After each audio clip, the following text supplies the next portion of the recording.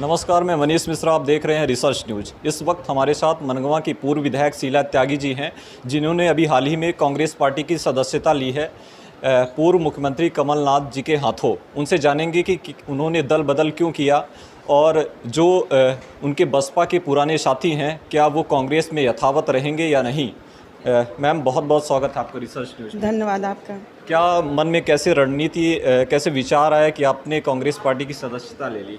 देखिए, इस समय जो देश की राजनीतिक हालत है और आंतरिक हालत है, उसको ध्यान में रखते हुए हमारा देश इस समय बहुत ही ज़्यादा उतार चढ़ाव की स्थिति में है। संविधान खतरे में है, संवैधानिक संस्थाएं खतरे में है, आंतरिक सुरक्षा खतरे में है और ख़ासकर देश में महंगाई चरम सीमा पर है, बेरोजगारी चरम सीमा पर है और पूरी तरह से कहना चाहिए समस्याओं का अंबार लगा हुआ है।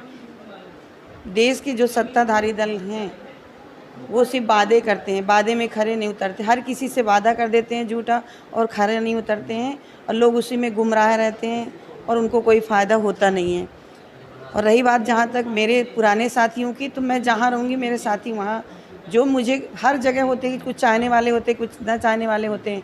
तो 80% लोग मुझे वहाँ आज भी यहाँ आने पर खुश हैं कि आप जहाँ रहेंगी समाज का तो भला ही करेंगी।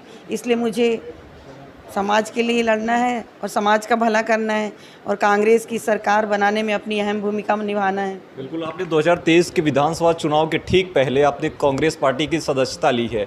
क्या कुछ चुनाव में क्या प्रभाव पड़ेगा इस बार? बहुत प्रभाव पड़ेगा।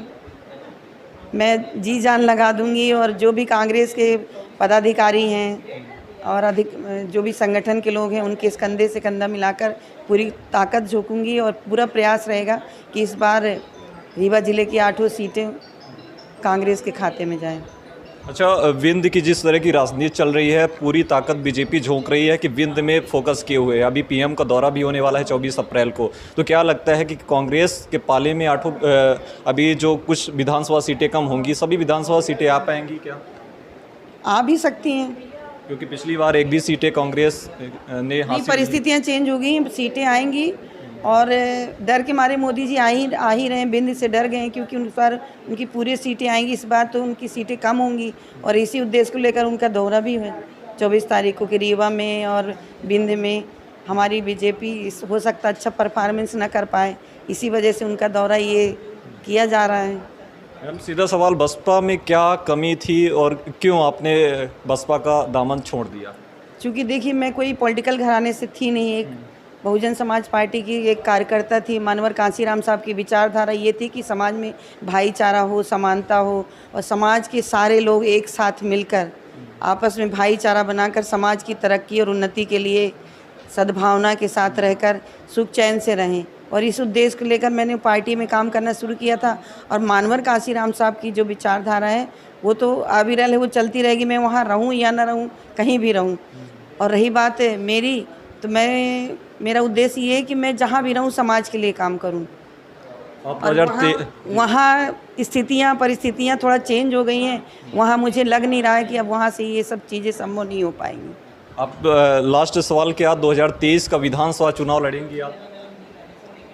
अब देखिए, मैं पूर्व विधायक हूँ और एक पॉलिटिकल महिला होने के नाते कोई भी व्यक्ति अगर जो पूर्व विधायक है तो उसकी मंशा तो ये रहेगी कि वो चुनाव लड़े। बाकी हमारे पार्टी के मुखिया हैं, पदाधिकारी हैं, अगर उनको जो लगेगा उचित वो करेंगे। बिल्कुल। तो ये थी हमारे साथ शीला त्यागी जी, जो मनगवा की पूर्व विधायक है, अब कांग्रेस पार्टी का दामन थाम चुकी हैं। देखना ये होगा कि 2023 के विधानसभा चुनाव में दल बदल से क्या प्रभाव पड़ता है। तो लगातार रिसर्च न्यूज़ देखते रहिए। तब तक के लिए धन्यवाद, नमस्कार।